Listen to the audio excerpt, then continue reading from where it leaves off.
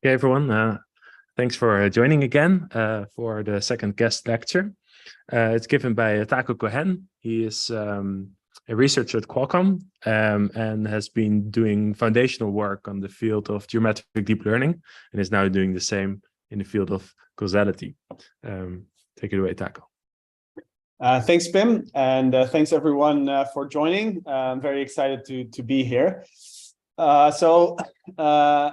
Some time ago, I started seeing big claims about causality and about the lack of causal understanding in many current AI methods. And so I got quite curious and I started learning about it and investigating. And as I did that, I got very confused. And so a big part of what you'll see today is my attempt of unconfusing myself. And I hope it will do the same for you.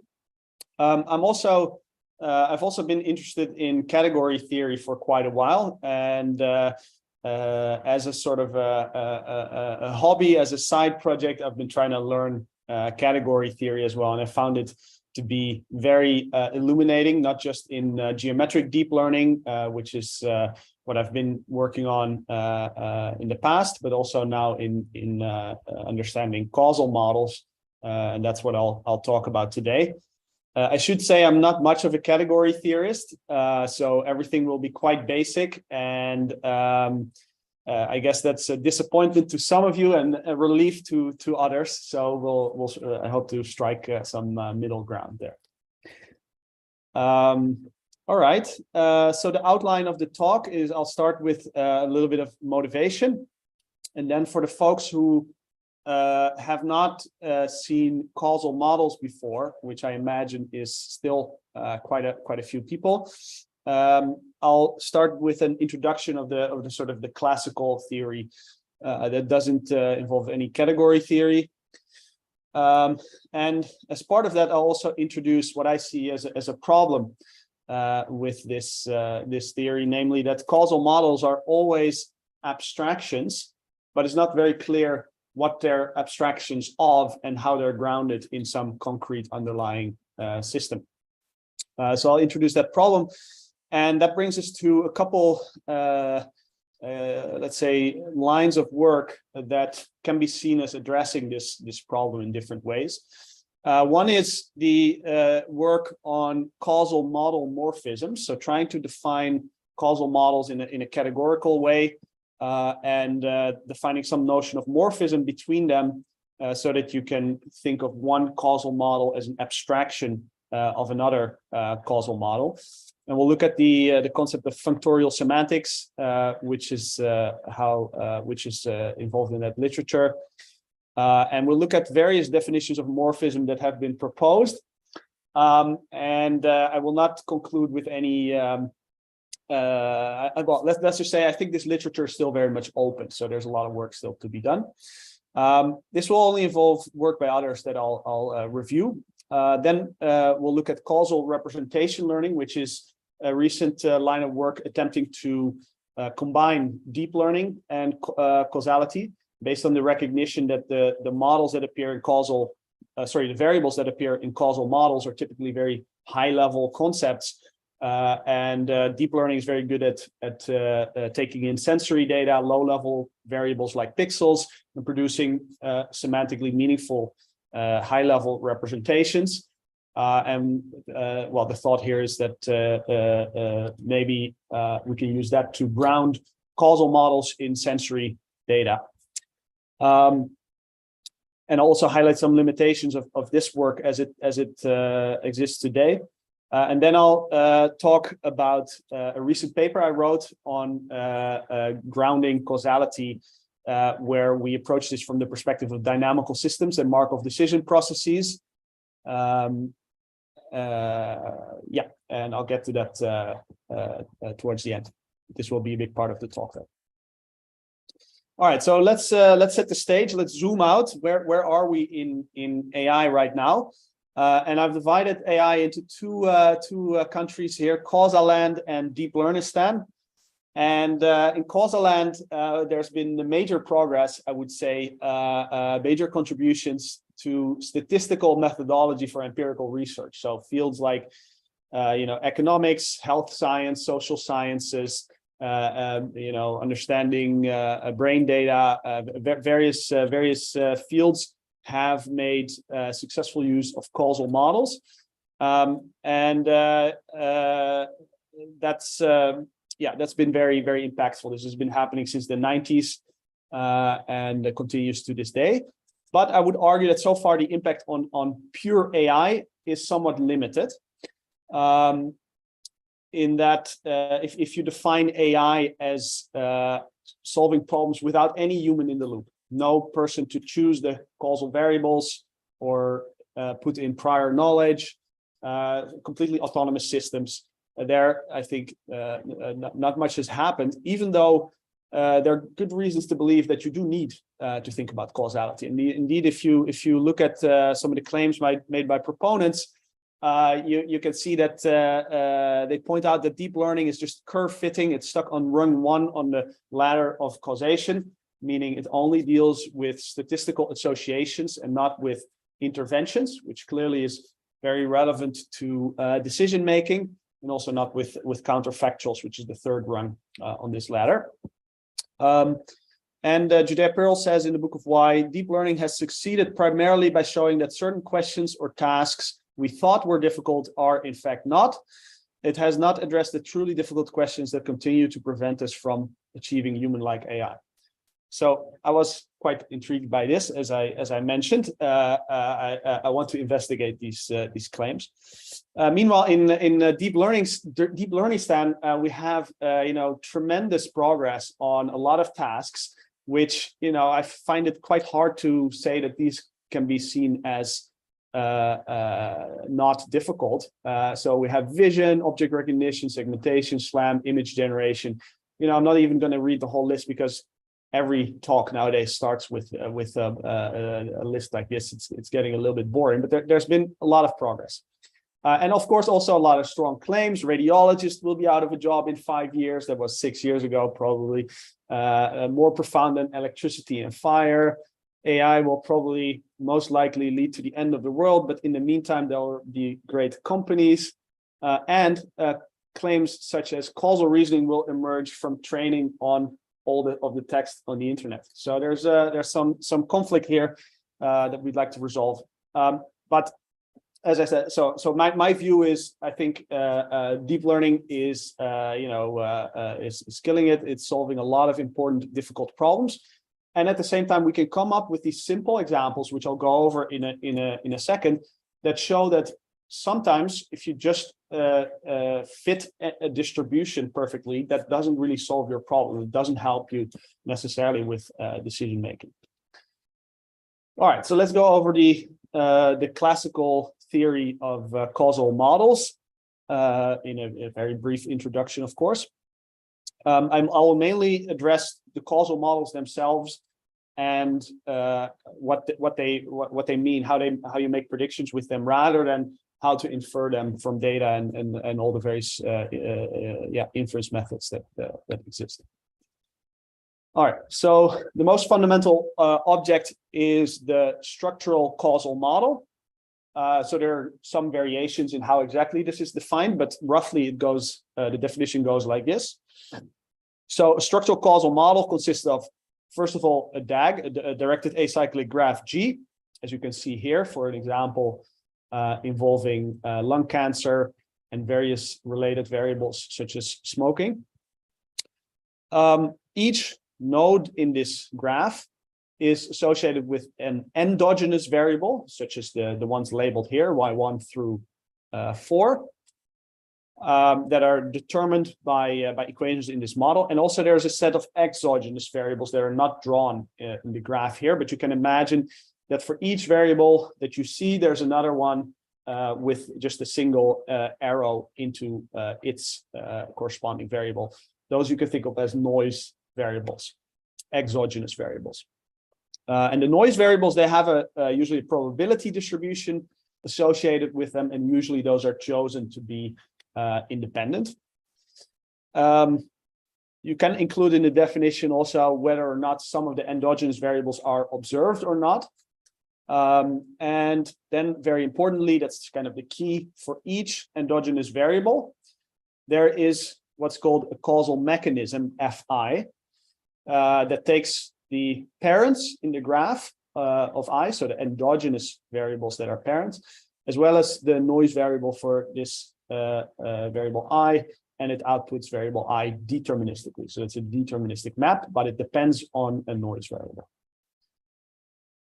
Sometimes people also include a set I of allowed interventions. We'll get to the definition of interventions in a second, but the simplest kind of intervention involves taking one of these endogenous variables and setting them to a constant value rather than having them be set by a mechanism, by its default mechanism.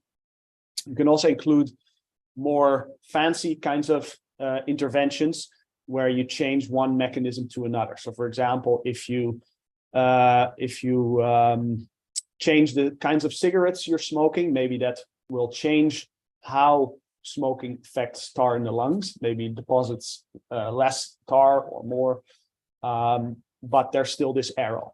Whereas other kinds of interventions will actually remove an arrow and set this to a constant that doesn't depend on the parents. All right, then we get to causal Bayesian networks. So here's my tongue-in-cheek definition of a causal Bayes net. So a causal Bayesian network is a Bayesian network with the word causal prepended.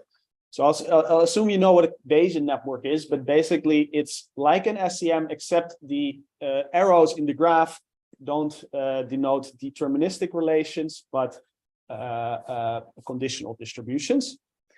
But the key point here is that as mathematical objects, if you just look at the thing itself, Bayesian networks and causal Bayesian networks are the same kind of thing. Okay. But causal Bayes nets and also structural causal models are causal, which intuitively means that they're expected to correctly predict the effect of interventions. But if we want to actually define causal in some mathematical way, we need to say what we mean by interventions independently of any causal model. So that's what we'll do in the grounding section. It's pretty easy to see that an SCM induces a CBN. So you can take the noise distributions, push them forward through the deterministic mechanisms, and that gives you a conditional distribution. But the SCM actually gives you a little bit more information than the causal Bayes net, because it allows you to also evaluate counterfactual claims. I will not be talking a lot about counterfactuals today. I think also the philosophical status of counterfactuals is still a little bit murky, but that's something to just be aware of. All right, so now we get to the sort of the key concept of causality, namely intervention. This is where the causal literature kind of departs from the statistical literature. So an intervention, usually denoted like this. I should say I changed the variable names. So this U should actually be Y. Forgot to change it on this slide. But an intervention setting some variable to a value means replacing the mechanism for that variable by a constant. So as I was saying, you start with this graph that depicts the sort of the default mechanisms, and you can choose to do an intervention, which is modeled by just removing this arrow from the DAG and removing the corresponding mechanism, and replacing that the mechanism for this smoking variable here by a constant, like saying, let's take a person and ask them not to smoke anymore, regardless of genes and any other circumstances that may have caused them to smoke. So the key thing to notice is that an intervention corresponds to a change in the data generating process. And so this must be, one way to think of it is that it's something you do before the process, or somehow you modify, you flip a switch that influences the process. On the other hand, conditioning, which we're all familiar with from from our statistics and probability and statistics class. One way to think about that is that you filter out data points that don't satisfy some conditions. So you say, conditioned on smoking, what is my chance of cancer? Well, you can just take your data set, filter out everyone who's smoking or not, and keep the ones, let's say, keep the ones that smoke, and then look at the probability of cancer and also for the other condition. And that's the key thing to observe, is that's something you do after you've collected data, so after the data generating process. So a priori, that's very different from intervening. Yeah, so they're different. And the important thing to notice is that when it comes to decision making, rather than sort of prediction, one is really interested in the effect of interventions. And so that's a very important concept to include in your mental toolbox, in your mathematical toolbox, if you want to use data to make decisions.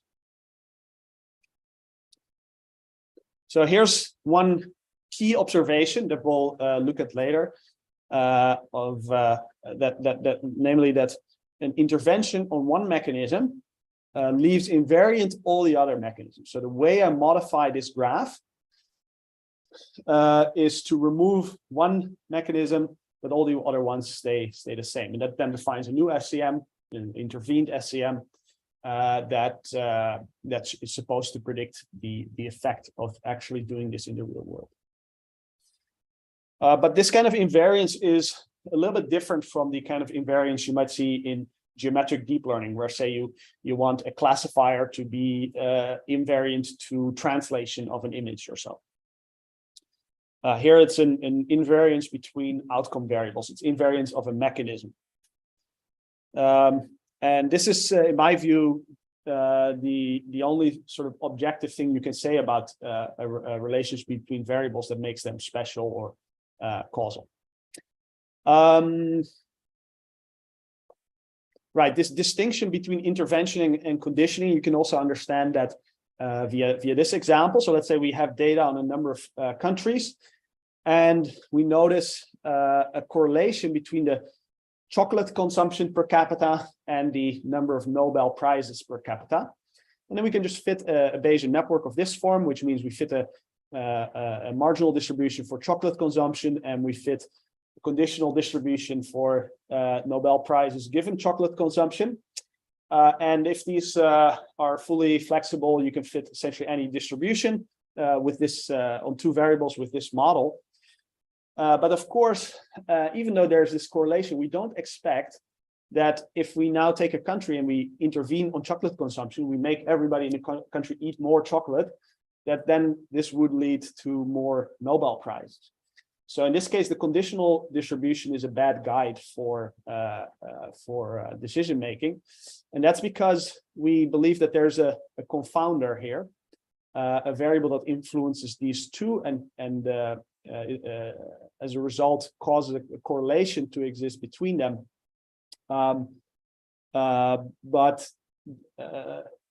You know, in this graph, if we were to intervene on chocolate consumption, we would not expect any more change in Nobel Prizes, because there's no directed path from chocolate consumption to Nobel Prizes. This variable could represent, say, the economic development or something like this. All right, so here's one example of recent work we did where this notion of intervention comes up in let's say a real AI problem. There's in interactive learning, reinforcement learning, there's this idea of imitation learning. It's a whole category of methods where you have an expert who knows how to perform a certain task, maybe driving a car or playing tennis, as in this figure.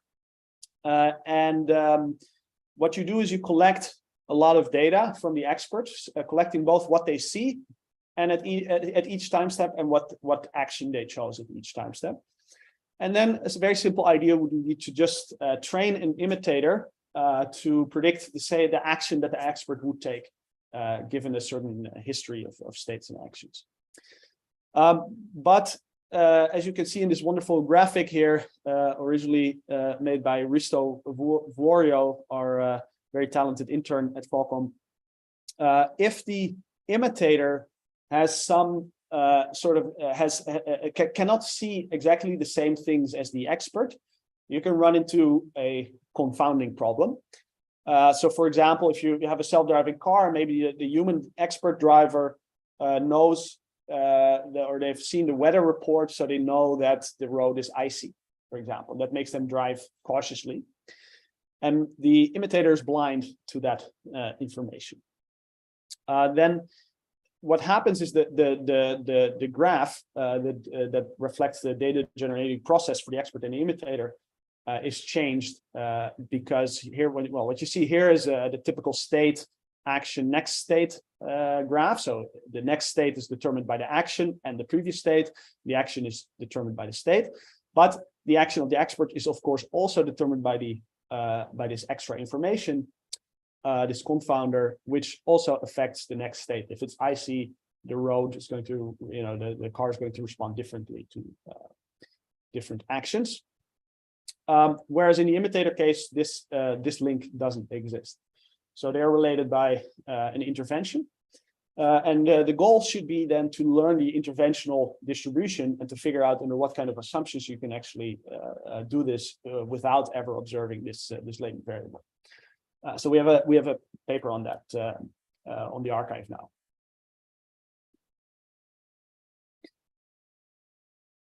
All right, so just to give you an overview of the different kinds of causal learning problems, I made this slide. We will not go into much detail on learning. It's really, this is more about about foundations, about what causal models mean. But just to give you an idea, so there's causal discovery, where you try to infer a causal graph purely from data. The basic idea is that causal graph, or just like any Bayes net, implies certain conditional independencies. And that allows you to, if you then find certain conditional independencies in your data or the lack thereof, then that can give you information about which causal graphs might have generated this data. You can do causal inference, where given a causal graph, you infer mechanisms and causal effects from data. So basically figuring out what would happen if you intervened, say on smoking in the previous example. And then what I already mentioned, there's causal representation learning, where you try to map sensory observations, typically using some neural net, map sensory observations to latent causal variables with also with some associated causal model, which you usually have to learn. And here's a sort of a neologism that I'm introducing in this talk, which I call causal intervention learning, which is to learn an actual behavior policy of an agent that actually executes an intervention. So in some cases that's very trivial, like literally just setting a variable to constant. But in some cases, like flipping a light switch causes the light to go on. It's nice if you know that as an abstract causal model, but you also want the agent to have the actual physical skills to go and do that, and you wanted to autonomously learn both the skills and the abstract causal model and the relation between them. So actually, we'll look quite a lot at what it actually means for a certain behavior to be interpretable as an intervention. Okay, so here's what I think is a very key observation about causal models. And that's that causal models are always abstractions. They are simplified models to facilitate simple reasoning. So the first observation is that causal variables are usually far removed from sensory input. So here you see an example that we believe that total cholesterol causes heart disease. Two variables that are very abstract in a way, very different from a sensory measurement like a pixel. And somehow we manage to assign values to these high-level variables based on our perceptual inputs.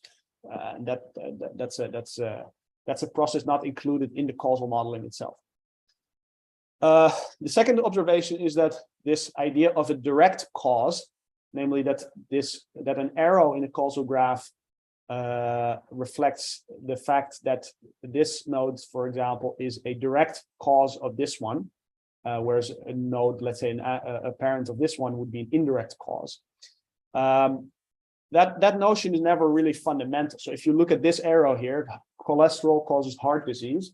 Well, that's really hiding a hugely complicated process, which perhaps you can itself model by a whole causal tag. You know, the cholesterol somehow causes the arteries to clog, and that causes heart disease. Or, you know, you can look at it in an arbitrarily detailed manner. The final point is that the real world implementation of an intervention is usually only vaguely defined. So let's again look at this example. We believe in this causal model. Cholesterol somehow causes heart disease. It is a factor, at least in the causation. And a model of this sort would predict that if we intervened on cholesterol, we would set your cholesterol to a healthy value that would have a positive effect on your probability of getting heart disease. But what does that really mean? What do we actually go and do in the real world to set your cholesterol to a certain level? Are you talking about taking a pill or a diet? Which diet exactly? And actually, if we think about it, historically, we first discovered maybe that there's such a thing as cholesterol, and then we realized, oh wait, there's actually LDL cholesterol and there's HDL cholesterol. And LDL, in a simplified picture at least, is the bad cholesterol. HDL is the good cholesterol, and different diets may, for example, raise or lower your total cholesterol in different ways, which may have and therefore an ambiguous effect on heart disease. So what I will do in the last part of this talk is to take an action-centric, present an action-centric theory of causation, where you are very concrete about what action you're actually considering. One action may have a different effect on LDL and HDL while having this than another, while having the same effect on total cholesterol, and therefore have a different causal effect. Now, these issues are, they're kind of philosophically jarring, but they are not that big a problem usually in scientific practice. And as I was saying on one of the first slides, causal models have been very successfully used in science. And my claim is that the reason for this is that there's always a human in the loop. There's a human who will choose the variables to be something meaningful. It's a human experimenter who will perform interventions in a system and actually know that, okay, if I want to intervene on this variable, what does that mean? What do I actually have to do? What operational definition does that intervention have? And sometimes also perform complicated processes to observe. So, for example, measuring someone's cholesterol, you have to draw blood, put it in a machine, etc. And then that data goes into the causal model, and out comes some causal inferences. And that's fine, but you rely to a very large extent on human common sense about causality, and that is somewhat problematic when you go to try to apply this to AI applications where there's just no human in the loop. All right, so causal models are abstractions without grounding. It's not clear how these abstract models are grounded in a physical system. And this is a primary cause of confusion, I think, in the literature. In fact, there's a whole philosophical literature on causality, and when big philosophy is making tons of money off of your subject, something's wrong there. So that's what we're going to try to address. And yeah, the second claim I already made it. Grounding is essential for AI applications where there's no common sense that you can fall back on. So how we're going to address this? So the first thing we're going to look at is causal model abstraction. So defining some notion of a morphism between causal models. And that will allow us to at least ground one abstract causal model, say total cholesterol causes heart disease, in a slightly more detailed one, like the one with LDL and HDL cholesterol. We're going to look at causal representation learning very briefly. So this grounds the causal variables in perceptual data. And it's usually based on some idea of identifiability up to isomorphism. So that's, by the way, you see 2 times the word morphism here. That's how the category theory, at least, will start to come in to the picture. And then I'll talk about, it's work in progress. There's a paper out, but my attempt to make sense of this all, what I call my grounded theory of causation, which grounds both variables and interventions. So both of them get a very concrete definition. And this changes the, this is based on admissibility rather than identifiability, and it's based on invariance. I'll talk more about what I mean by that. So first, causal model morphisms and categorical approaches to causal modeling. So there is quite a literature on this. I think these are not even all the papers there are, but these are some of the ones I found that I've been able to find and found most interesting. So the first here is by Rubenstein et al. I'll talk about their definition. It's already from 2017. And in my opinion, it's still a very good definition. I'll also talk about a line of work starting with Brandon Fong's master thesis, and later followed up among many others by Jacobs et al., where they take an explicitly categorical point of view. And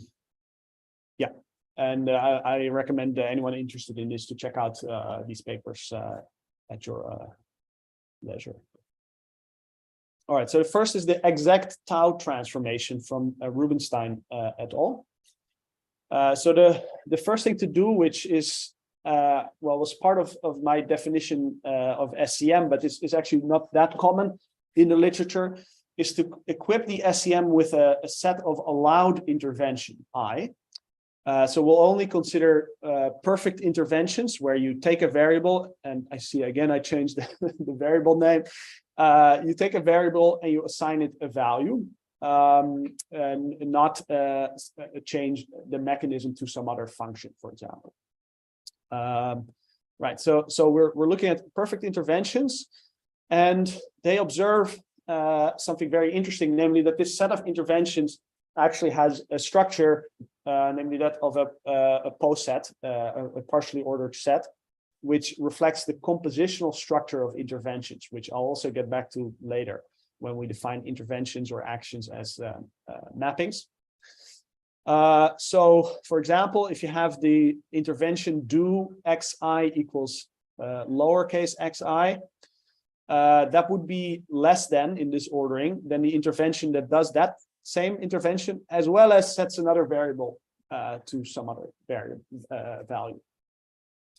And if you have two interventions that set the same variable to different values, we call them incompatible, and then there's no ordering defined. That's why it's a partial ordering.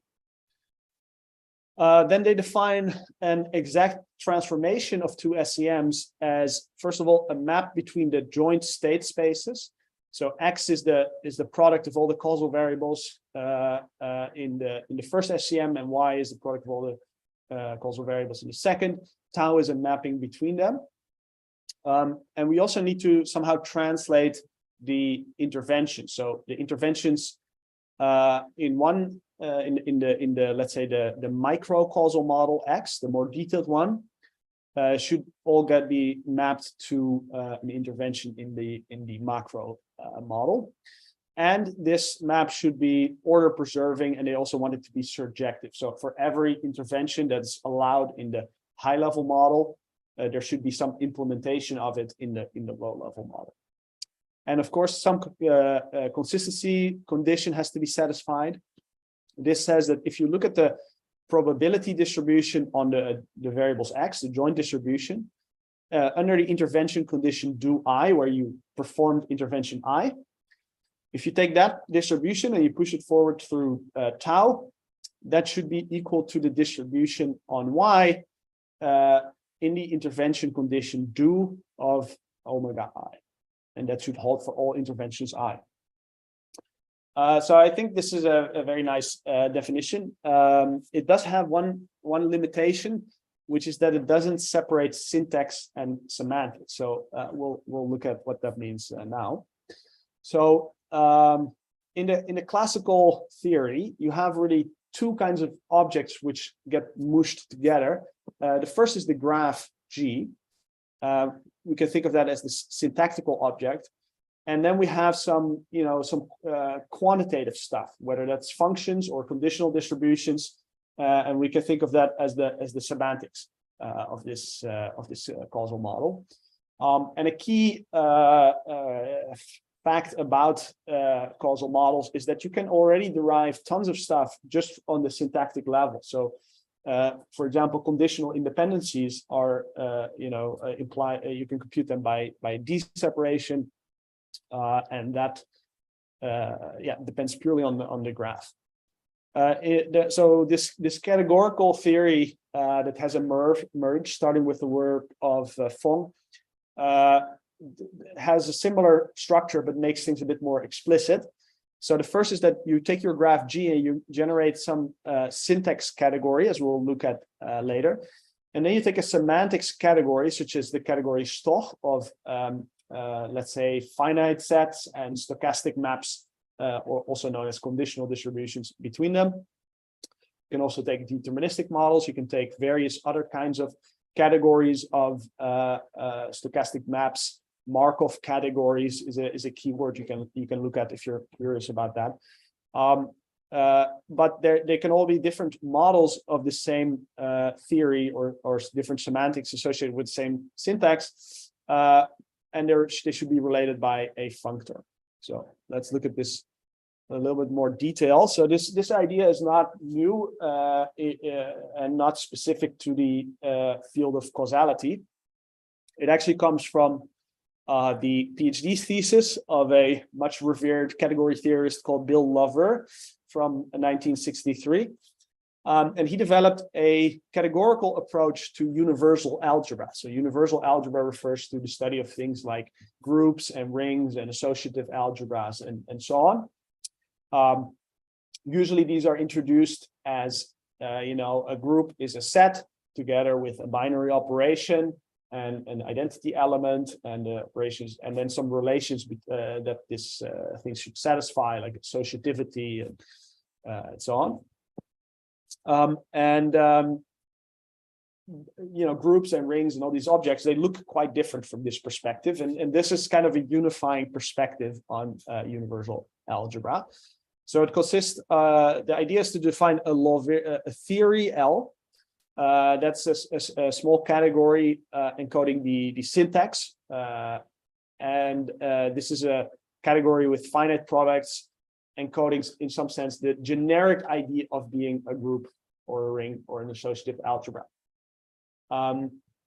Then a model of that theory is defined as a functor from L to some model category C. So, for example, the category of sets. So what that means concretely for those not into category theories, to every object in L, you assign an object in C. So, for example, a set. Let's say one of the objects in this theory, if you're doing groups, would be an abstract object representing your group. And then so you map it to a set, which is the set of elements of your group as it's classically defined. And F, being a functor, doesn't map just objects, it also maps morphisms. So this theory category would also, for example, have a morphism from G times G to G, corresponding to the composition of elements in the group. And that's mapped by this functor to a function of sets as well in a structure preserving manner. And then you sort of get the notion of a morphism between these gadgets for free. So morphism between groups is something different from a morphism between rings and etc. But in all cases, they are just the natural transformations between functors, the functors being the different groups or rings or etc. There's something very similar. It's not exactly the same, but basically I would still call this an example of functorial semantics.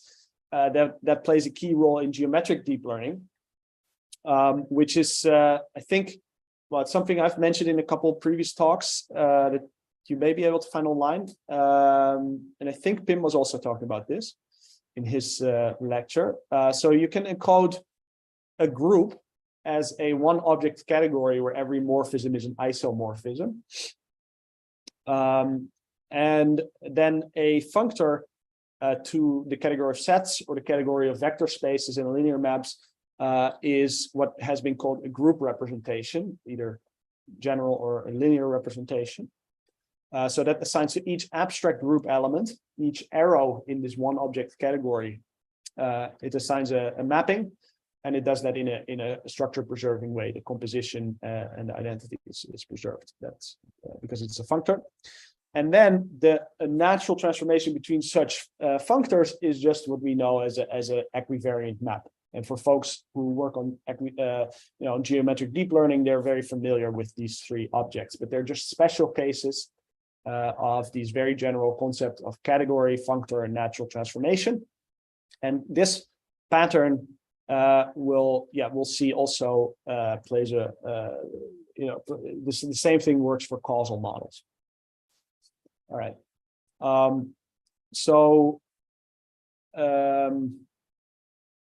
I'm going to outline at a very high level, not in any detail, how this categorical theory of causal models works.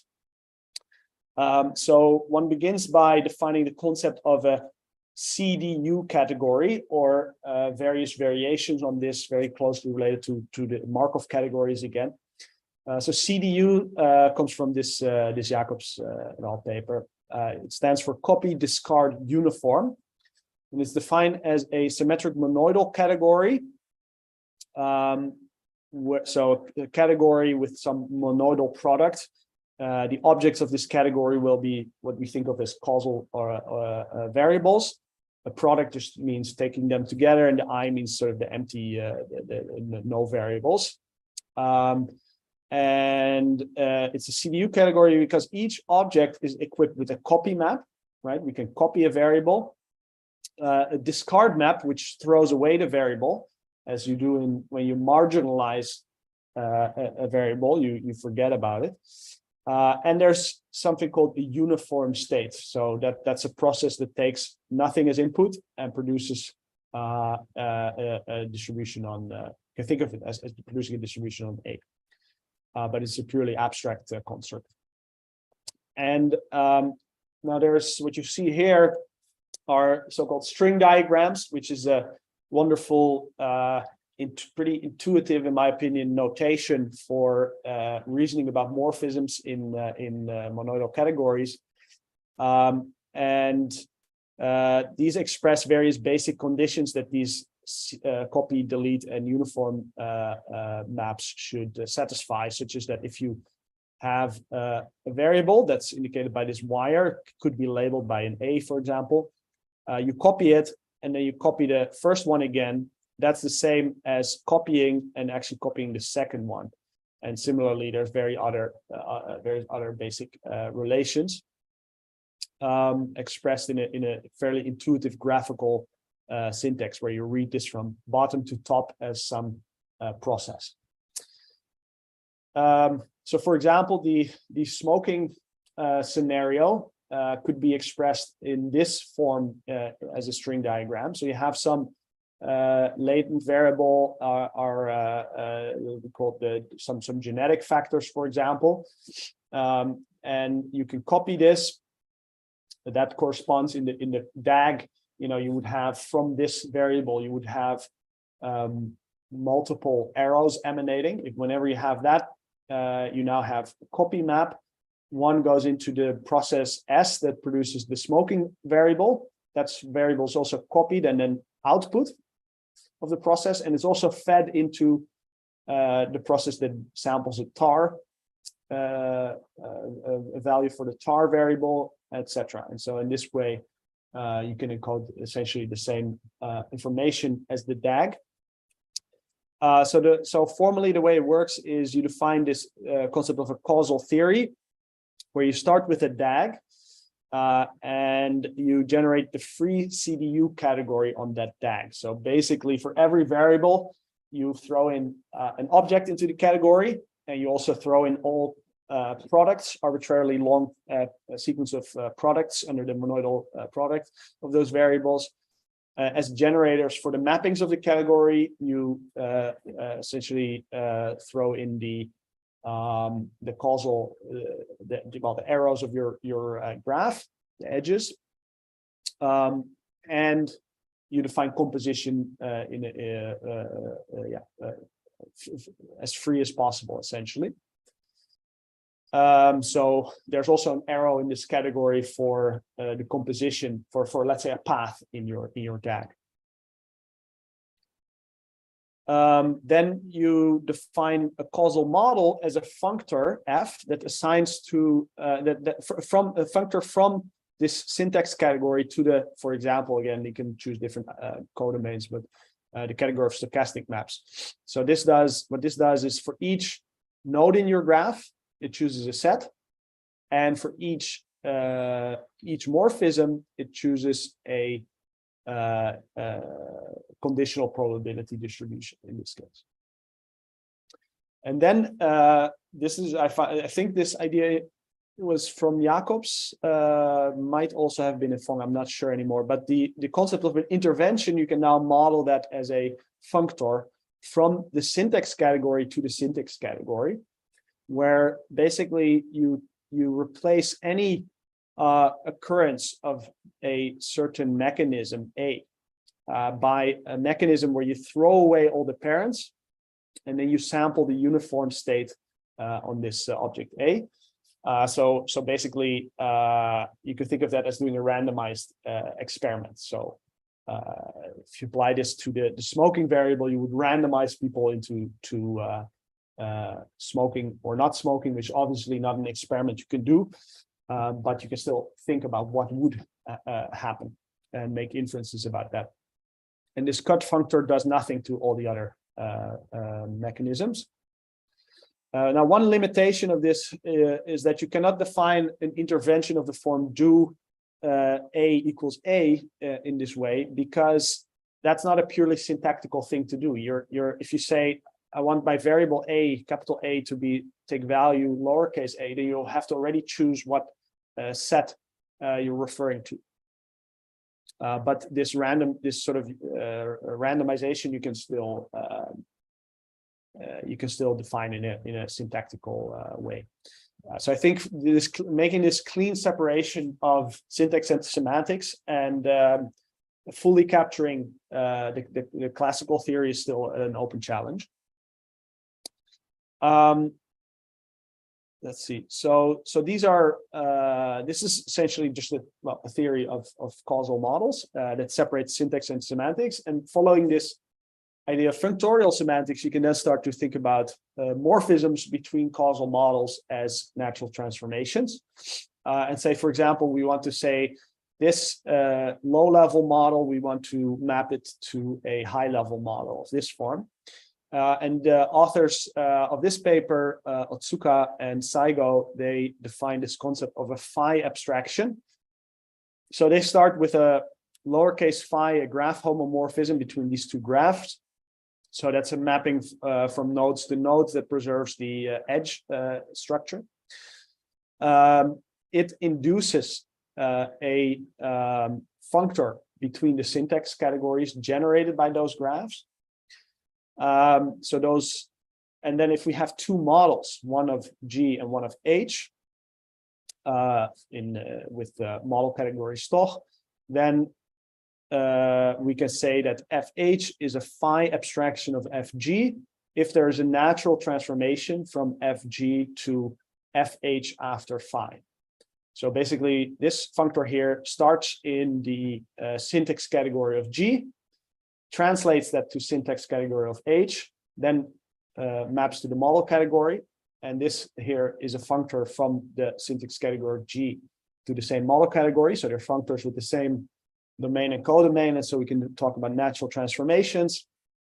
And what that means is that all the diagrams of this form should commute, which basically says that if we apply a mechanism in the G model, and then translate, map that to the other model. That should be the same as first translating and then applying the translated mechanism.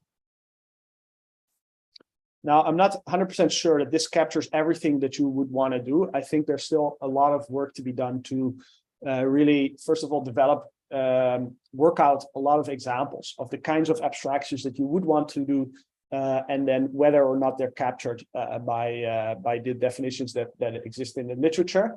And there are quite a lot of definitions, so there's probably still, and my sense is that there's still a lot to be understood about this.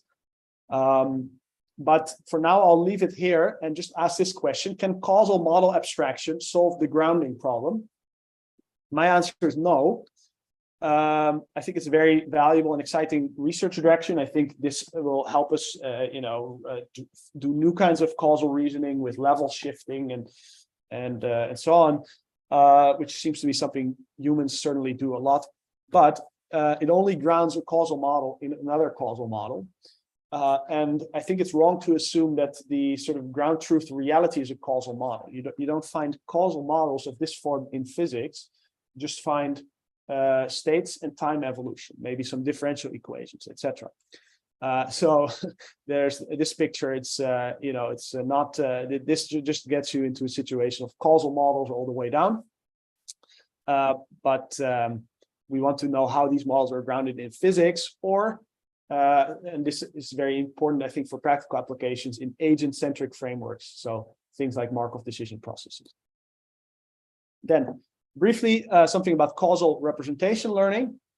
So again, there's a lot of background. There's some fairly old work, basically grappling with the fact that causal variables, well, if you have a causal model, you could do some transformation of the variables.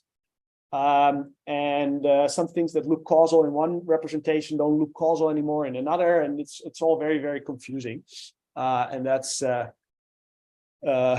basically what these two papers point out.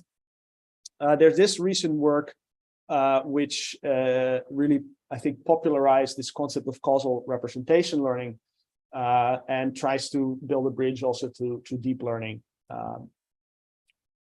I think I've said what causal representation learning means. So somehow mapping from sensory measurements to high-level causal variables.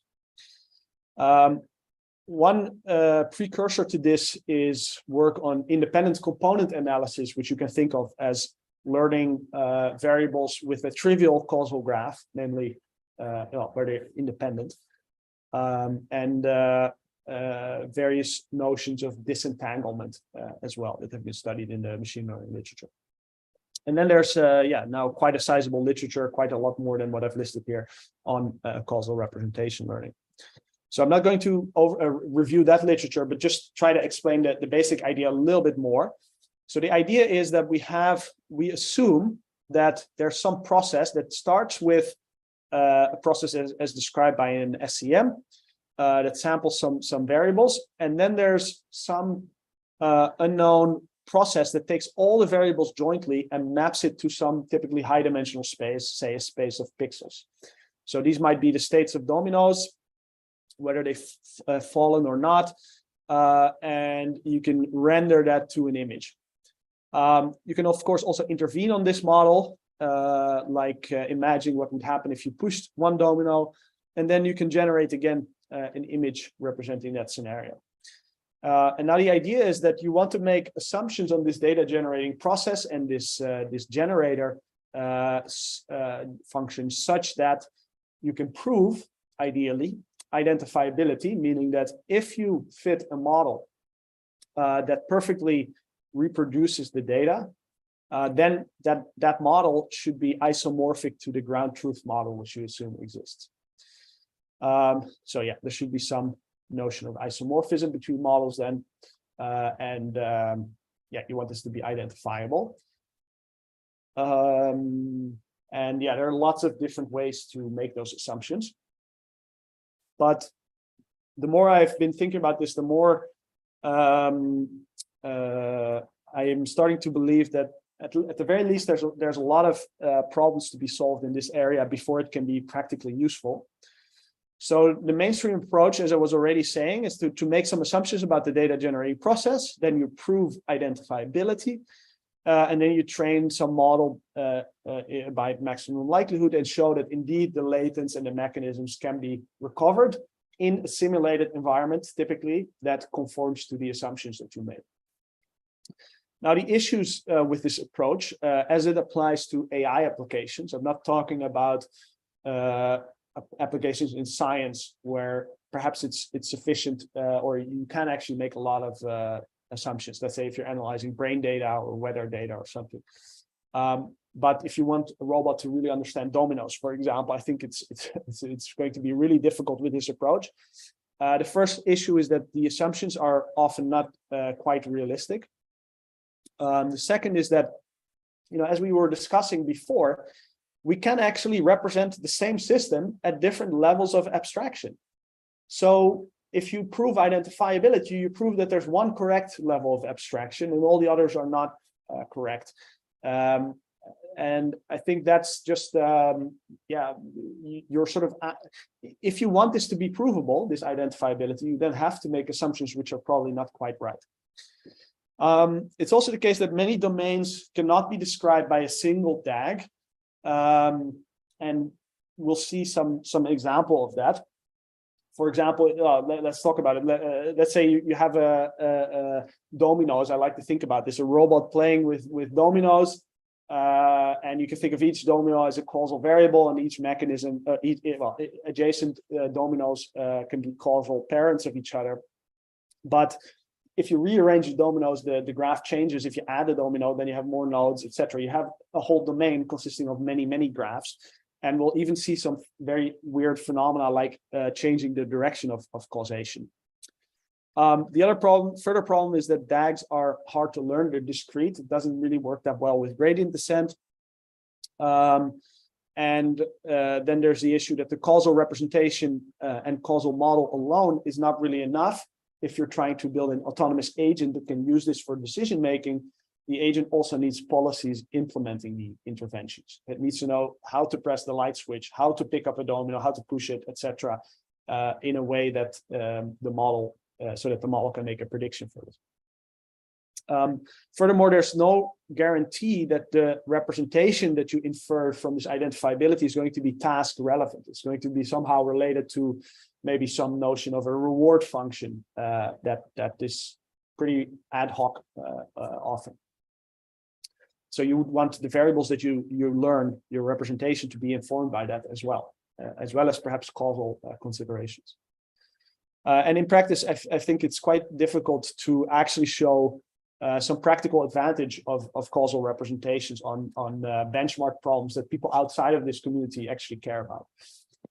So I'm not saying this approach is doomed, but there are a lot of challenges.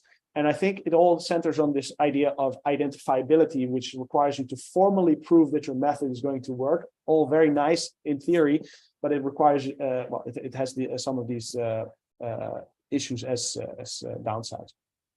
So what I would like to do is to go from identifiability to admissibility, to say not that there's one set of causal variables and mechanisms that can be inferred, but like uniquely, but you just have some variables, you have some ways of predicting some variables from other variables. And when can you say that way of predicting is causal, that it reflects a causal mechanism? We're going to try to do that via some invariance-based definition of causal mechanism. All right, so now we get to the paper I recently put out on called Towards a Grounded Theory of Causation for Embodied AI, presented at UAI as a workshop paper. I should say this is still very much work in progress, but I think the underlying ideas are interesting, and how you exactly formulate the mathematics. There's probably still a lot of tweaking to be done there. All right, so to motivate this, I would like to start with a fictional conversation between a student and a teacher. And the student is sort of could be a version of myself a while back as I was trying to learn this and getting very confused. And the teacher is a purely fictional character. So the student says, okay, so basically Hume said in 7040 that causation is when one thing goes after another, like all the time, no matter what. Very simplified understanding of Hume. And the teacher says, oh yeah, they were pretty confused back then. Fortunately, we now have a very clear mathematical definition of causation in the form of causal Bayes nets. Indeed, I read in your lecture notes that a causal Bayes net is a Bayesian net works with the causal edges assumption. Okay, so that's often presented as a formal definition. Exactly. The causal edges assumption says that in a causal DAG, every parent is a direct cause of all their children. That makes sense. And what was the definition of a cause again? See definition 101. A variable x is said to be a cause of a variable y if y can change in response to changes in x. Now, intuitively, I kind of understand what that means, but it's not really mathematics. What do you mean by changes? So the student asks, okay, so is y like a function of x? Very reasonable interpretation of this natural language sentence here. If we change the input of a function, then the output changes, right? So, okay. Or it's like a conditional distribution. And the teacher says, yeah, but no, x and y should be related by a structural equation or assignment, which means there is a causal mechanism from x to y. It's not just any function, it's a mechanism. Remember that functions and conditional distributions are epistemic, whereas mechanisms are ontological. What do you mean? What is a mechanism and how is it different from a function? Good question. Well, then you get an answer like this. Well, unlike functions and conditionals, causal mechanisms have no mutual algorithmic information. Okay, algorithmic information, that is important for causality. And mechanisms have certain properties. They're modular, stable, and invariant. These are all claims that you find in the textbooks and lecture notes and papers. They're aligned with the entropy gradient of the universe that defines the direction of time. Did you even read chapter 7? And the student said, I did read it, but it doesn't say what it is that the mechanism should be invariant to. It's not like in geometric deep learning, my favorite subject, where they clearly state what the symmetry group action are to which the function should be invariant. And then a mechanism for y should be invariant to changes in x. And we model these changes as surgical interventions. And don't get me started on geometric deep learning. Those people are forever stuck on run 1 of Pearl's ladder of causation. And the student says, oh, you're right. We shouldn't associate with folks who resist the causal revolution. But the mathematics is just so crisp. Anyway, could you remind me of the definition of surgical intervention? And then, okay, a surgical intervention is a change that causes one mechanism to be replaced by another while leaving all other mechanisms invariant. And the teacher's done. He says, I have to go now. Next time, please consult the lecture notes before asking me to repeat basic definitions. All right, I'm having some fun making this, but you get the point. There's a lot of ideas, but a lot of it is not really hard mathematics, or at least it's not very, very clear what exactly is meant. And it seems like some things are circular. You see mechanism defined in terms of interventions in terms of mechanisms, and it's all quite a big jumble. Now, again, as I was saying before, it's not such a problem for causality in the domains where it's being used, but I still think first of all, it's a philosophical problem, and it becomes a practical problem when you want to use it for AI applications. What I want to do is come up with something that's completely clear and unambiguous. So let's look at the guiding principles and goals for this project. So we want to come up with a theory that's completely mathematical. So we don't want to allude to mechanism and stability or invariance if we don't say exactly what we mean by stability and invariance and mechanism, and why what we mean by mechanisms being independent and so on. Evaluating the truth of a claim should never require intuition or common sense. So we're taking the mathematics approach, not the physicist's approach. physicist way of thinking is very powerful, but once you get confused, it's probably necessary to backtrack to the mathematical approach where everything should really follow from the definitions. And we wanted to fit within a broader mathematical landscape. So, causal models as they're defined today are not the favorite subject of mathematicians to study. They rather look at groups and rings and so on. And maybe using some, this categorical machinery, we can change that. It should also be very, very simple. So according to the categorical philosophy, trivial things should be trivially trivial. So that will be a guiding principle. We're going to keep it very basic. As I mentioned, we want admissibility criteria. When is something a mechanism? When is something an intervention? Rather than identifiability. And here's a key thing. We're going to take actions as primary. So in the classical theory, you define variables a priori and mechanisms. And then you define interventions in terms of them. You say we're going to change the mechanism for a certain variable. But you don't prescribe the actual behavior that an agent can take or the transformation of a system that corresponds to that intervention. So what we're going to do is we're going to define actions as mappings, and we're also, that is to say, transformations of the state space. And we're also going to define variables as mappings out of the state space to some space of variables. And then we can give a criterion for when an action behaves as an intervention, as it's usually modeled in the in causal models, namely satisfying certain invariance conditions. We'll also take the view that variables are not real. So it's a key lesson from physics that any choice of variables is equal. So variables are just going to be some arbitrary, and the essential structure should be invariant under changes of variable. Although I should say that the surgicality of interventions, that an intervention only affects one mechanism rather than another, is a certain kind of sparsity that only becomes apparent in certain choices of variables. But a priori, we don't want to assume that the state space consists of a bunch of variables. It's just a set, maybe with some structure if you want. In order to evaluate when something is an intervention, when something is a mechanism, we have to model something outside of the causal model itself, something broader, and for that we'll take a dynamical system, which should provide the ground truth. So this is, again, this view that causal models are abstractions of systems. Systems in physics are typically modeled,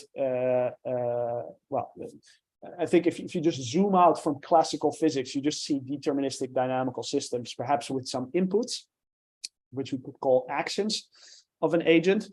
And similarly, for the MDP framework, there's some dynamics going on there. So we'll take an abstraction of those frameworks as our ground truth. And we're also not going to worry about questions of fundamental physics, which are very interesting, like how does the arrow of time arise? How does that relate to causality?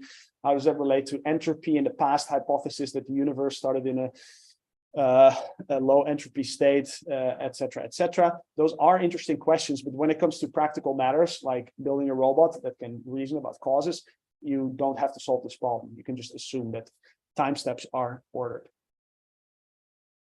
All right, so we want to do causal reasoning for autonomous embodied AI, and I'll work with a simple example. We have our robot, and it interacts with an environment consisting of a tabletop with some dominoes via an MDP-like setup. So there, every time step you get an observation, the agent deliberates, takes an action, and the environment produces a next state, an observation. And in order to have the agent not suffer from the issues of that you get when you ignore causation, it might have something akin to a causal model in its head. So the actions and interventions that we would like to consider are things like picking or placing a domino, so picking it up and putting it somewhere else, or placing some domino in between others or in a gap or something like that. You can consider various other actions. They are all temporally extended actions. So they correspond to policies. that an MDP, that an agent in an MDP would take. And then we'll argue that in order that causality emerges when you consider a single fixed experiment, so some kind of process like pushing a designated domino and waiting for everything to fall. So the agent environment model, let's look at that before we abstract away from it right away. So in a Markov decision process, you have an environment that takes as input the environment state and the action of the agent at the previous time step, produces a new environment state and an observation for the agent. The agent uses its memory and the observation to produce an action and a new memory. And this defines one time step. You read this as actually a string diagram from left to right as a mapping on the total state space X, which is the product of the environment state, the agent action, and the agent memory. We'll take this all to be deterministic. I think that's a detail that can be changed later. We'll just assume that all stochasticity will arise from partial observability. So we don't actually know the full state, but we assume underlying it all is some deterministic dynamics. Quite reasonable also for classical mechanics situations like a robot interacting with dominoes. But of course, similar to how you turn an SCM into a causal Bayes net, you can say, well, we have some there's some parts of the environment state we don't observe, and therefore these maps become stochastic. Right. So as I mentioned, once you fix a policy for your agent, then you get a mapping from the total state space to itself that corresponds to one time step of running that policy. Now, if you repeat that policy for some number of time steps or until some termination condition is met, then you also obtain a map, which we can call do X of A being the action corresponding to some parameters, say of a neural net policy or somehow indexing a policy, and a do of A being a map from the state space to itself. So for every state you might start in, if you run the policy until it terminates, then you will end up in some other state. In the literature, these kinds of policies with termination condition and sometimes also initiation condition are also called options, RL literature. But as I said, we're going to abstract away from that completely and just look at the maps on state space that they induce. So from now on, we'll just be reasoning about mappings on state space. So when you have a bunch of such mappings, let's say we have a bunch of elementary actions, you can start composing them. And what you get is something called a monoid. So traditionally, that's been defined as a set M with an associative binary operation and an identity element. It's also equivalent to a one object category. So what does that mean? Well, the category has one object X. That's a symbolic representation of the state space. It's not a set per se, but it's a symbolic thing. And because the category only has one object, all arrows will go from that object to itself. And those are the elements of the monoid. They represent the actions that the agent can take. And you can, of course, as in any category, compose them. And the composition is associative. And any object in the category must have an identity based on the actions of the category. So those concepts are the same. And they encode the compositional structure of actions that an agent could take in this case. You can define monoids by generators and relations. So as the generators will take some elementary actions that the agent can perform, like picking up dominoes, maybe, if it's learned how to do that. And those will be models by these arrows X to X. And there might be relations. So for example, if you pick up one domino and then you pick up another, that's the same as first picking up the other one and then the first. Those relations can be encoded in the category / monoid as well. So here's some examples of monoids. You could consider the monoid of all endo maps, all maps from an object X to itself. For any object in any category, they will always form a monoid. You can consider all the endo maps of some state space of an MDP, say, generated by agent policies or options as well as any mappings freely generated by those mappings you get by composing the generator maps. You can also take all physically possible transformations of a state space. Various ways to define these things. But what we're going to say is that our notion of causality will always be relative to some set of actions, to some monoid of actions that we're interested in. Now, to make things a little bit confusing, we have a monoid of actions. Here, the word actions refers to the actions an agent can take. Policies, you could also have called them. And then there's the concept of a monoid action, just like a group action. We're going to need that. So the idea is to define this abstract monoid M, and then a functor do from M to set. And this do functor takes the object of this monoid to an object of set, i.e. it associates a set, let's say a state space, could be the micro state space, or could be some abstraction, some macro state space. Those would give us different actions of the same monoid. And as a functor, it also maps arrows. So the actions, the arrows in this monoid, in this category, are mapped to functions between sets. Of course, you can also take a different model category than set and make these smooth maps between manifolds or what have you. But let's say set, it does so, the functor does that in a way that preserves the compositional structure of the monoid. Now, this allows for multiple monoid actions to be defined. So, for example, what we'll need is a monoid action on the underlying state space of the system as implemented by policies. So we saw on the previous slide how a policy can induce an endo map on the state space. And if we refer to that state space as X bar, we can call that do sub X bar of A. We can have another model of the same monoid that the agent uses to reason about the system. Maybe it doesn't want to represent all the details of the system, so it has a simplified state space X and simplified actions do X of A. But they both preserve the compositional structure. So one example, if we want to start using this for modeling interventions as they're defined in causal models, we're going to need to, we start with the following observation. In structural causal models, interventions are actually not ordered in time.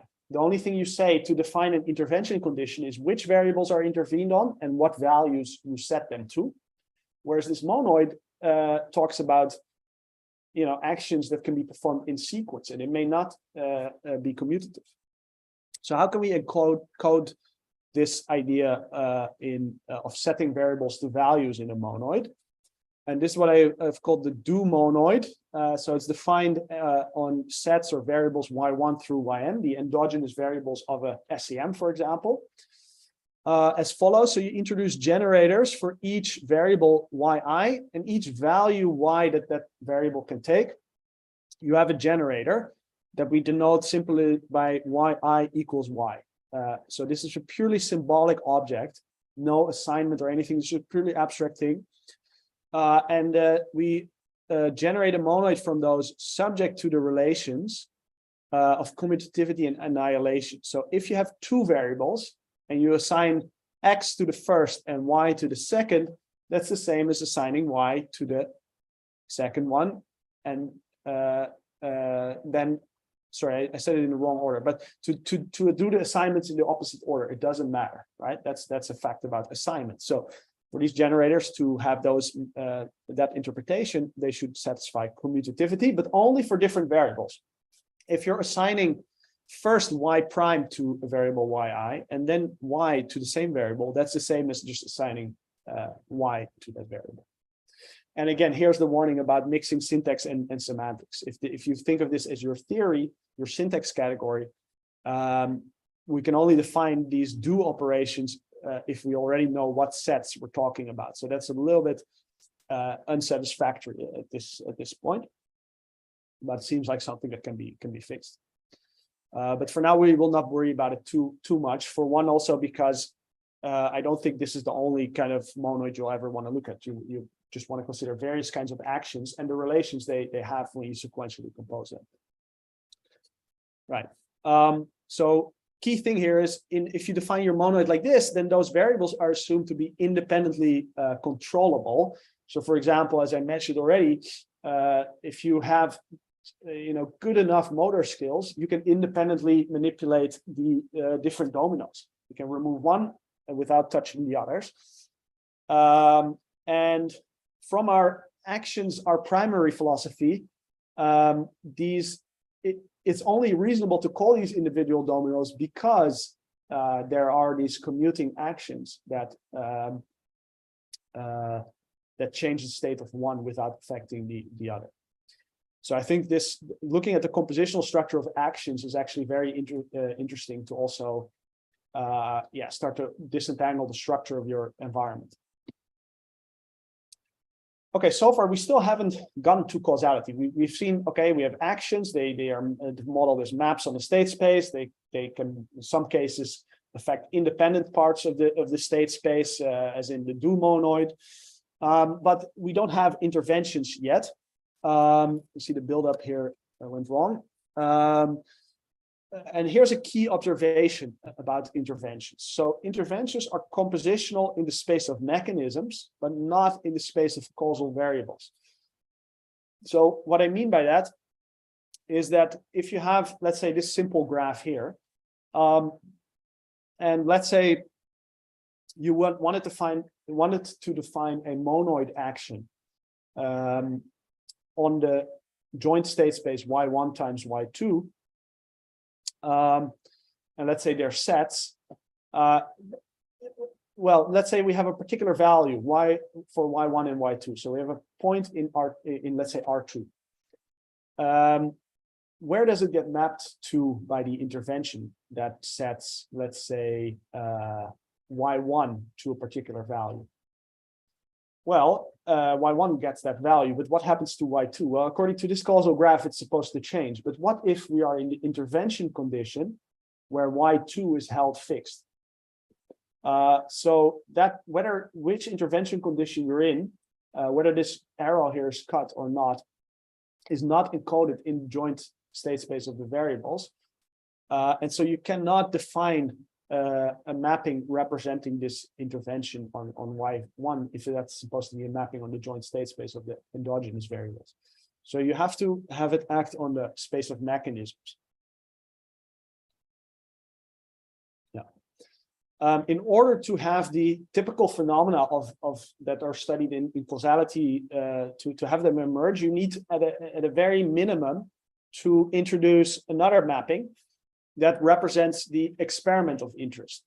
So this is a mapping that we denote proc for process, that maps that tells you for every state you might be in what outcome you get. There's some set of outcomes, and it maps from states to outcomes. So for example, you might have this domino setup, and you might have the experiment in mind where you're going to push a particular domino forward and then see what the state of all the dominoes will be at the end. And various things can happen depending on whether you removed some intermediate dominoes in the chain. And then you can define this outcome mapping as simply the composition of first doing some action, could be some composition of elementary actions, and then running your experiment. And that tells you, again, for every state that you might start in, what happens if you do this thing and then run your experiment, what outcome would you get? So this gets you to what I call action theories and action models. So it's basically a monoid here with a process map to a space of outcomes, and all the possible things you can get by composing those maps. So you can do your process after various kinds of actions. Again, as I was saying in the beginning, the process happens after an action. That's the semantics that's the meaning of an intervention. You can do this on a purely syntactic level. So in that case, the objects here are abstract objects of a category. Your arrows are abstract arrows, and you just define how they compose. And then you can define a model of it, where you assign X a concrete state space, whether the micro state space of the system, with these maps implemented as policies. or some macro mental model where these are some learned mappings. Right, so that follows again this functorial semantics philosophy. Then you can say what it means for a causal model to be grounded, and this we do again just like with when we were talking about causal models. We do this using the concept of a natural transformation. So you define X bar and Y bar. Those are the this is just an example, but of a natural transformation. But let's define X bar and Y bar as the state, the set of states and outcomes of the true system, where the do operators are generated by agent policies, and here we have our abstracted or simplified model of that system. Then what is a natural transformation between those? Well, both of those are functors of our action theory. And what it means to be natural transformation, well, it's a pair of maps, X and Y. X tells you for every microstate, for every microstate, what is the macro state that corresponds to that? And for every micro outcome, what is the macro outcome corresponding to that? It's a natural transformation if this diagram commutes, if doing an action in the system, so actually running your policy, and then let's say running your process and measuring the outcome is the same as evaluating which macro state you're in, running your model, mental model of this action and your predictor of the outcome, and then evaluating, then getting the outcome. And similar for the two small squares here. So when this is the case, we could say that our mental model is indeed a valid abstraction of the underlying system. So we can then call this model grounded or veridical. All right, so we still have not talked about causality in this setup. And for that, we first need to introduce variables, which is, of course, something that is somewhat arbitrary. But let's say that we take Y, our space of outcomes, to be a product of some sets. Let's say some line segments, and then the outcome space would look like a cube or something. It could be binary variables, could be anything. So an example would be yi is just the state of domino I, which again, you can model at different levels of abstraction from the molecular details all the way to a binary variable of whether it has fallen or not, or whether it's fallen forward, still standing, or fallen backward, or as a box with 6 degrees of freedom that can be rotated and translated, etc. We have different ways to produce outcome variables now, because first, what we can do first, we can do something in the system, run our experiment, evaluate the macro variable, and then project to the macro outcome and project to one outcome variable. Or we can do the thing in our mental model, run the process, and then project to an individual variable. And those will be the same if they are related by natural transformation. Now, here's a very key observation, namely that this is that's intuitively for disentangled choices of variables. So, for example, individual dominoes modeled by individual variables.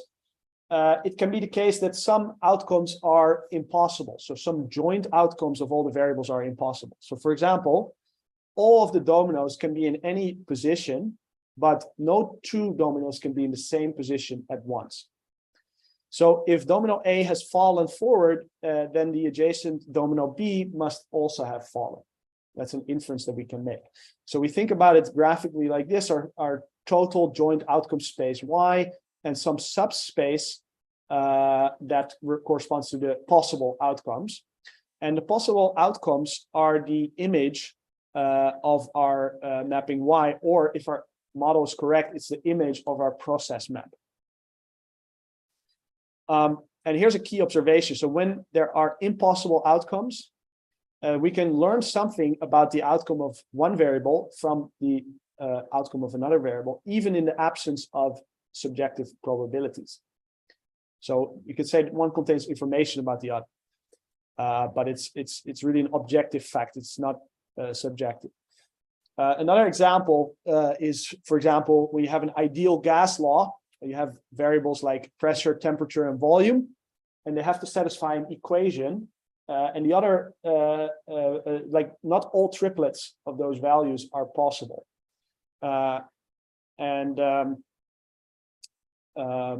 Yeah, that's not a system we typically think of in terms of causes, but yeah, it shows this notion of impossible and possible outcomes. And from that, as we'll see, you can derive the causal effect of actions sometimes. Okay, so to get there, we need to introduce this notion of determination and effectiveness. So we take an action A, so that's an abstract monoid element, and we take I and J to be some set of variables, so indices of the variables, and we say that the outcome map for variable J, if you take action A, is determined by some other outcome map for variable I via some function f of A, if the following commutes. So if starting in some state, doing your action and then running your process, i.e. running the outcome map and then projecting to yi, followed by this map f, is the same as just well, doing the same action, running your process and projecting to yj. So algebraically, you can write it like this. By the way, I'm omitting the composition symbol here, but this means doing composing fa with after the function outcome a. This may not be unique. That's important to realize. And you should also note this is really a super basic concept that you find all over category theory. One thing being determined by another thing, factoring through something.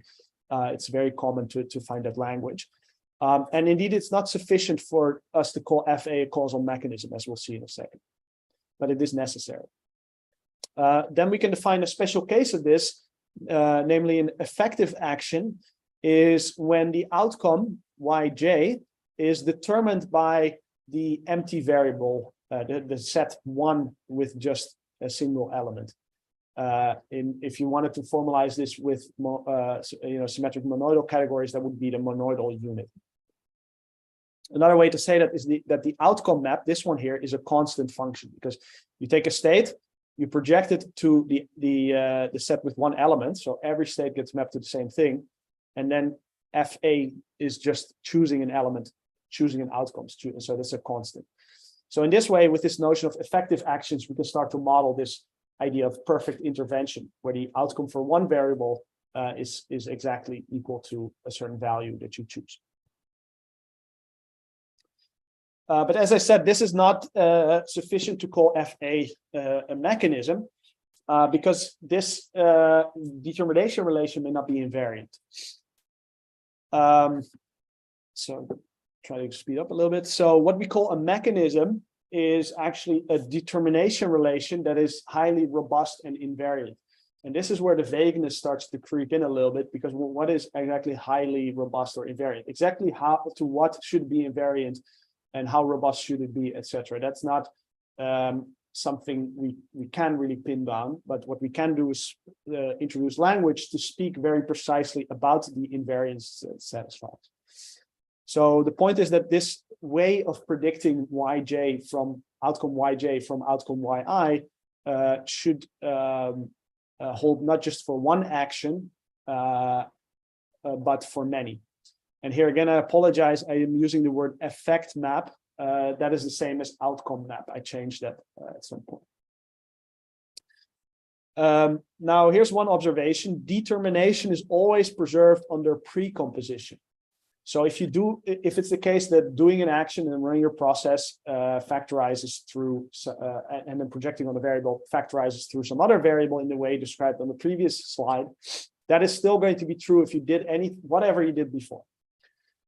Because determination says something about no matter where you are in the state space, you can tell the output of this function via this other route. So it doesn't matter if you did something before. But it does matter in general if you do something after. So if I take an action, well, let's look at the definition. If I have two actions, A and B, and I have a function, let's say a candidate mechanism, a mapping from yi to yj, and now we assume that we have this determination relation for the action A. If I take action A, I can tell the outcome for yj from the outcome for yi by using the mapping A bar. But it's not in general true that you will then also have this determination relation where you first do A and then do B and then run your process and look at variable J. Will not necessarily be the same as doing that composite action, looking at yi and then trying to translate it using the same mechanism. But in some cases it might be. That's just a certain way that functions might have compositional relations to each other. And if this holds, we could say, okay, then this determination relation is invariant. And of course, thinking about causal models, we want the determination relations that we call mechanisms to be invariant to all interventions on other mechanisms, and only be broken by interventions on that mechanism. And then a surgical intervention that would be an action that invalidates one mechanism for its target variable, and validates, installs a new mechanism for that target variable, while leaving all other mechanisms invariant. But this,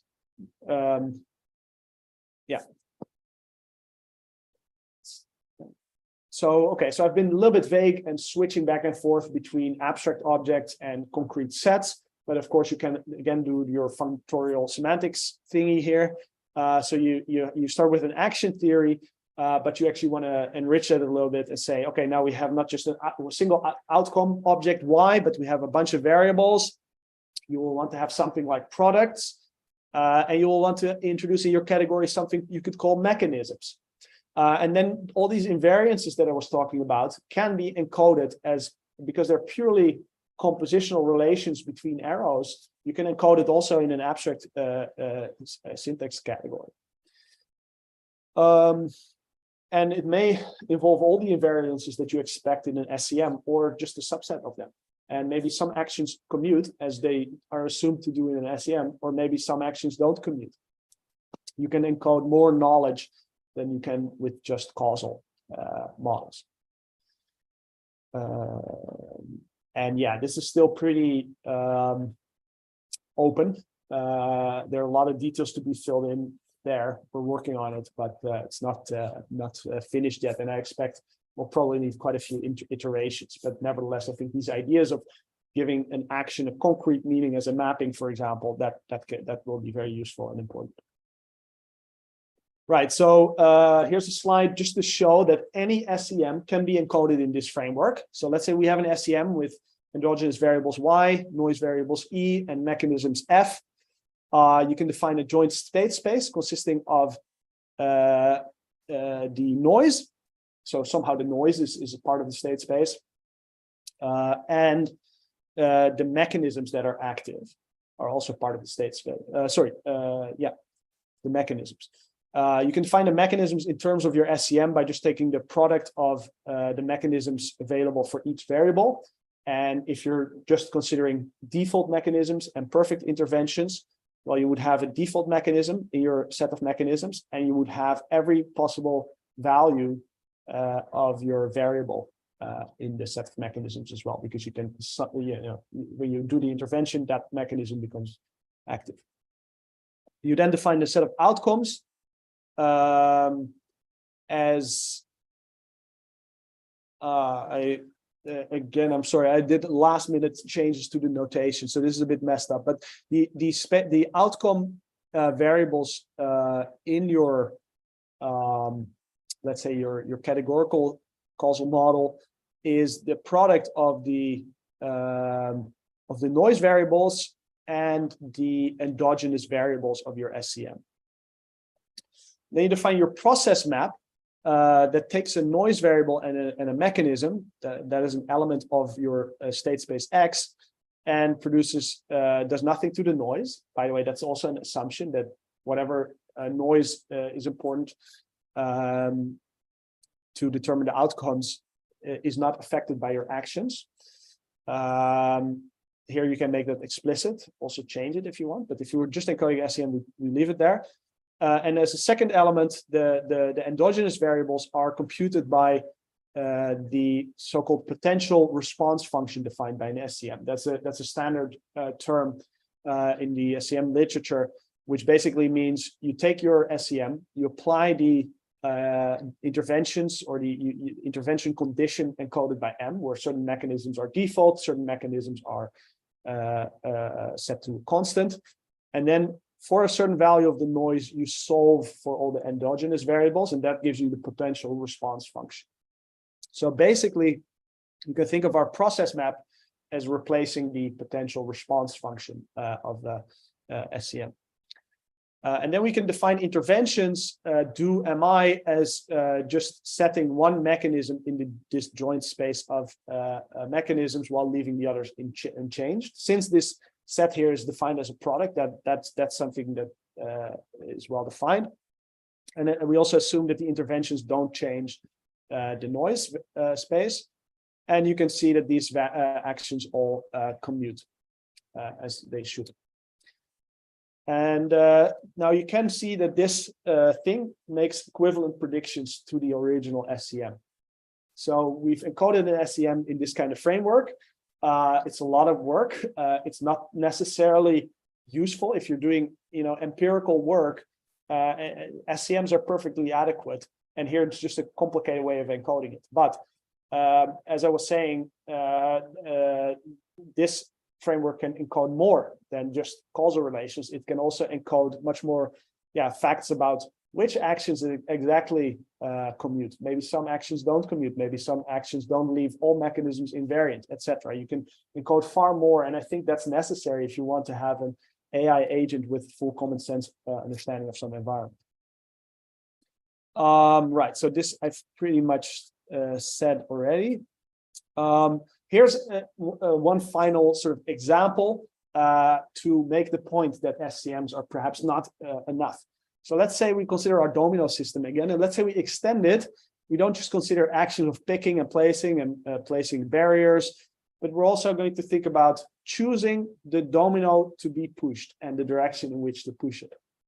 And then we define our experiment as pushing the chosen domino forward and waiting for everything to fall. And we could consider pushing this domino in this direction or this domino in this direction. Exactly the same state here, but we just change our internal agent memory. Remember, for one of the first slides, that's part of the state space. We change the domino we intend to push, and it completely changes the causal model. So in this case, here you see for each domino one node in our graph, and you see what intuitively reflects the causal dependencies here. If we push this domino, it will cause this one to fall, etc. And there's also an arrow here which reflects the fact that if we push this domino forward, this one here, this one will also fall. And that of course is also true, well, for other actions that we might consider. But anyway, this is a valid, is admissible causal model for this setup if we intend to push this domino. If we intend to push this domino, we only change our mind, then all these causal arrows change direction. So, oh my God, just changing your mind can change the direction of causation. So I think that should go some way to clarifying that at least this notion of causation is really purely a mental phenomenon. It's a bookkeeping device. It's very useful to know that certain predictors are invariant, can be used in a wide variety of circumstances, but it's not really something very fundamental at a physical level. So I have a radical proposition. So of course, with this understanding, if we have a determination relation that's invariant to all actions in our monoid, we could call, except of course the interventions on the variable, we could call this the mechanism via which this determination holds. We could call it a causal mechanism. And if we have an action that destroys exactly one determination relation while installing a new one, we could call that a surgical intervention. But these concepts are not really that fundamental, not as fundamental as the word causal might suggest. So first of all, it depends on which actions we are considering, right? Just think about the example on the last slide. It depends on the process or experiment that we are considering, pushing this domino or pushing that domino. And other contextual factors. As you saw, some actions can reverse causal directions. Some can destroy all determination relations or change them arbitrarily. And so there's no guarantee that an action will act as a surgical intervention. And whether it does depends on how you choose your variables. So therefore, it's just more precise to speak of, first of all, the compositional structure of actions, and secondly, the functional or probabilistic relations between outcome variables and their invariances. And as far as I've been able to tell, that's the main substance underneath this word causality. Of course, I'm very curious if people want to argue otherwise. So to conclude, we've proposed a new perspective on causal models that's action-centric. All definitions are based on maps and composition, so that meshes quite well with category theory, and it also avoids using overly detailed mathematical structures like differential equations or other things. And we hope that this map-centric approach also makes it suitable for deep learning, like saying certain of those maps might be learnable by a neural network. We gave a definition of intervention as a transformation of state space, either in the mental model or in the actual system, both reflecting the same underlying causal theory in a factorial manner. It should ground the theory of SCMs in actual behaviors, or if the interventions are not actually implementable by the agent, at least in physically possible transformations. We gave a definition of mechanism as an invariant predictor, or rather, well, I don't want to pin down any particular definitions, but you know, we characterize the invariances of a mechanism as it's defined in the SCM, and we gave a way of writing down invariances that a predictor might satisfy. And if it's invariant enough, you can call it a mechanism if you like. There's no metaphysical baggage. We just base this on state spaces and time evolution. It's very clear how it relates to classical physics and to agent-based frameworks. No need for algorithmic information theory or other fancy things. And yeah, I hope this is the beginning of a theoretical foundation for causal representation and intervention skill learning.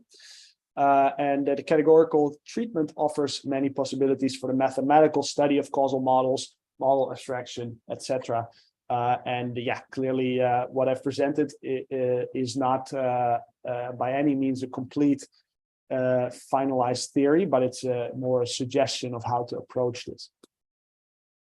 So the paper is online for a while now at this archive link called Towards a Grounded Theory of Causation for Embodied AI. And if you're interested in this sort of stuff, here's some books that I was quite inspired by, from which I learned some of the category theory I know, and machine learning papers related to category theory can be found at this link by Bruno. So that's it. Thank you. I'm not sure how many people managed to stick around this long, but I'm happy to take questions if there are any. So if you have any questions, please put them in the Q&A. While you do that, maybe I can start with a question.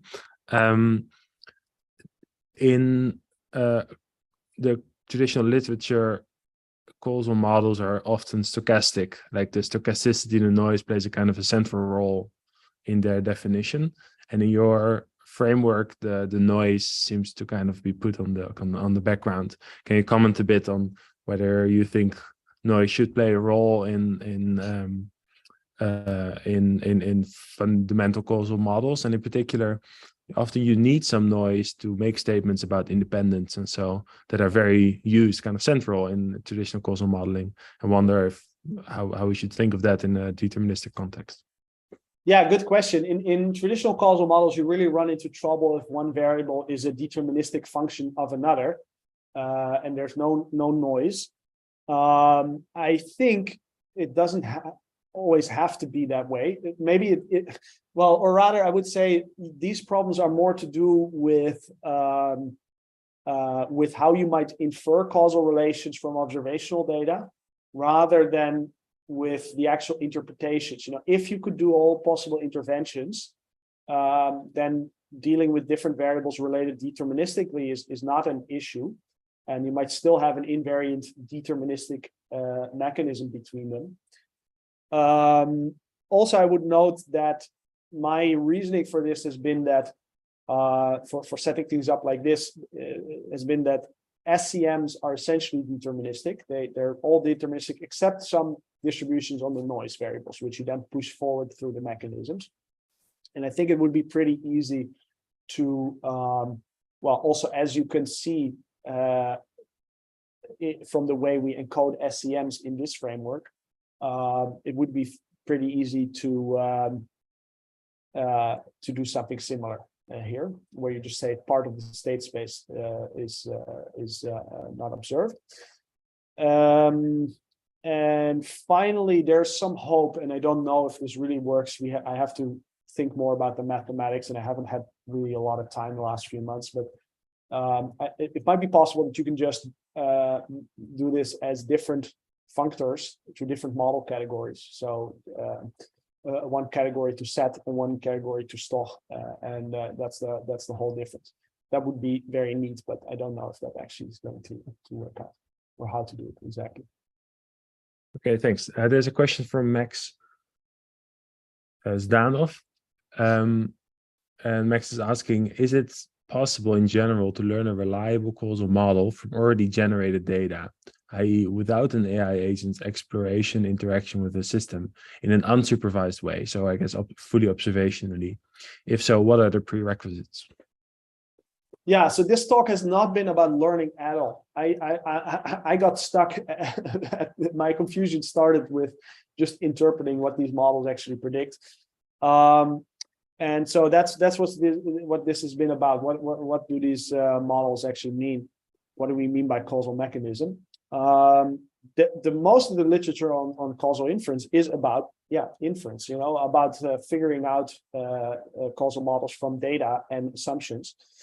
And so that's the answer. Then it's very complicated, of course, how to do that and under what assumptions you can infer what. But there's fairly complete answers that you can find in the literature, and I think it's very, very useful. I think a big part of what we humans learn about the world is passively, either by people telling us about causal relations, maybe, or from just observing some variables and based on whatever cues we might use, whatever heuristics, whether they're based on conditional independence or on algorithmic information or whatever, or types of objects that they involve, we might infer plausible causal relations.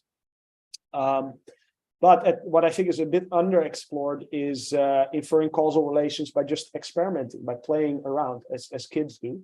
And part of the reason is that in the traditional, in the causal modeling literature, that is a very trivial case. It's kind of immediately solved. If the notion of intervention that you have is just setting a variable to a value, then if you can do that, if you can collect that interventional data, it's relatively simple to just recover the mechanisms usually.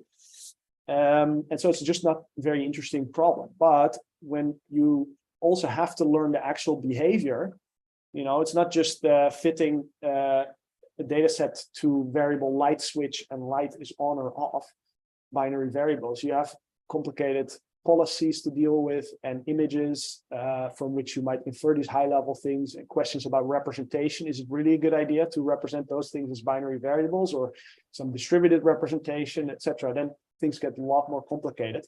But in that case, an active exploration and working with interventional data might be interesting thing to try.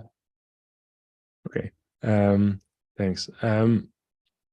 There's a question from YouTube.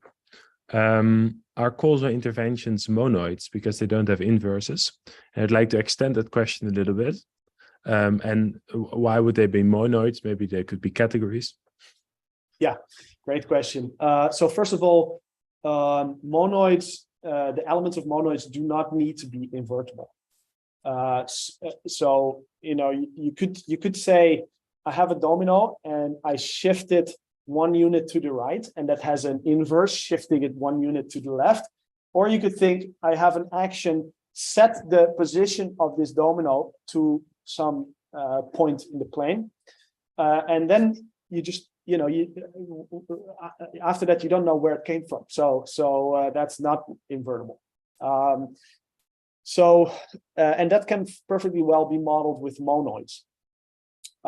Which is why I chose them and not groups as we do in geometric deep learning. Although a monoid could be a group as well, if it has inverses. Then Pim's question about categories is a very good one. And indeed, I think going to categories, maybe monoidal categories, is a very interesting direction, actually. Because when you're using a plain monoid, you're making the assumption that every action can always be applied. If you look at the skill learning literature and RL literature, well, you have these concepts of options and affordances, and there's some idea of an action, a temporally extended action, being applicable in some circumstances, but not in others. So the action of opening a door is available in some circumstances when there's a door in front of you, and the action of picking up a domino is available when there's a domino, but not always. It doesn't always make sense. And so having different domains rather than just one global state space is probably a good idea. And that would, and then you can go to monoidal categories where perhaps you can even model parallel processes and not just sequential ones. So yeah, you get the whole toolbox of applied category that you can start to play with. But at least I think that in a lot of those circumstances, you can start to talk about invariance of mechanism and therefore some set notion of causality as well. And just to add, a particular notion that might be useful is something of a dependent monoid action or a dependent category. This is something which we're thinking about now, where for a given position, you don't always have the same set of directions where you can move, as you said, but it depends for each point where you're at. So that might be something to look into. Interesting. Yeah, I'll have to study that.